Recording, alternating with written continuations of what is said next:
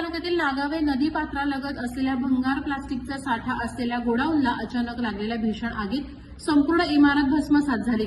या इमारतीत काम करत असलेल्या 6 कामगारांनी प्रसंगावधान राखत वेळीच बाहेर पडून आपला जीव वाचवला। ही घटना शनिवारी सायंकाळी 4 वाजण्याच्या सुमारास घडली। मिळालेल्या माहितीनुसार पालांडे नामक एका व्यवसायाची नागावे येथे डबर खडी क्रशर होती। ती बंद पडल्यानंतर ती जागा त्यांनी एका भंगार व्यावसायिकाला भाडेतत्वावर दिली होती। संबंधित ठिकाणी भंगार प्लास्टिक पिशव्या धुवून आणि सुकवून त्यापासून कच्चा माल तयार करण्याची प्रक्रिया सुरू होती। सुमारे 3 ट्रक इतका मोठा प्लास्टिक साठा येथे होता। दरम्यान इमारतीलगत वाढलेलं गवत शेती कामासाठी पेटवण्यात आलं होतं।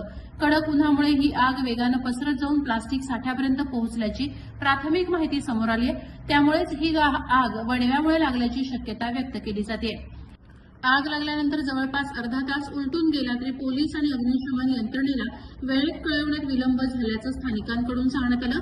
नंतर महाजनको पोफळे येथून अग्निशमन बंब घटनास्थळी दाखल झाला, मात्र त्यांच्याकडे पाणीसाठा अपुरा पडल्याने आग विझवण्याच्या कामात अडथळे निर्माण झाले। पाठोपाठ चिपळूण नगरपालिकेचा अग्निशमन बंबही दाखल झाला होता। त्यानंतर आग विझवण्याचं काम युद्धपातळीवर सुरू झालं। आगीची तीव्रता इतकी प्रचंड होती की काही वेळातच संपूर्ण इमारत जळून खाक झाली। सुदैवानं कोणतीही जीवितहानी झाली नसली तरी मोठ्या प्रमाणात आर्थिक नुकसान झाल्याचा अंदाज व्यक्त केला जातोय। या घटनेची पुढील चौकशी सुरू असून आगीचं नेमकं कारण शोधण्याचं काम सध्या प्रशासनाकडून करण्यात येत आहे। प्रहार डिजिटलसाठी राकेश कोळी, चिपळूण।